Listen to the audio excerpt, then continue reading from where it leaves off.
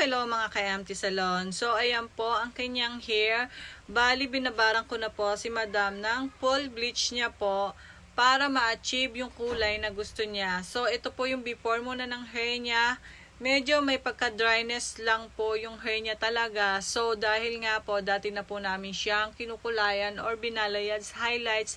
Pero matibay naman po ang kanyang strand. Bali mahaba na rin po yung kanyang virgin hair. So follow nyo lang po si Mami Shiny, ang ating Mami Shiny ng San Miguel. So, marami kayong matututunan sa kanyang vlog, sa araw-araw na pagiging mami, at sa lifestyle po natin. So, ayan po, ginamitan ko po siya ng wireless balancer, pampatibay po ng hair or strand ng hair.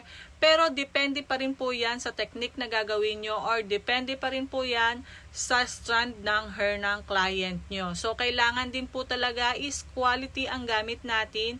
So, yan po ang wireless balancer. So, ayan po, inirouting ko muna po yung kanyang virgin hair para mahabol po natin yung kanyang kulay sa baba. So, mamaya po is ibababa po namin yan.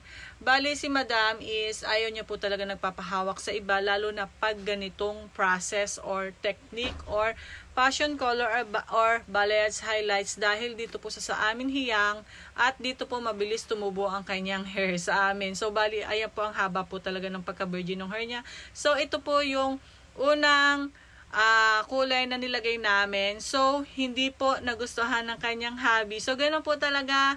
Minsan, yung ating hubby ang ating magsasabi kung ayaw or hindi. So, ayan po. Sabi ko kay madam is, i-darker natin. Mas darker, mas maganda ang kalalabasan din. So, maganda rin naman yung nauna na gustuhan din ni Mami Shiny. Nakapagpa-photoshoot na siya doon sa kulay na yon.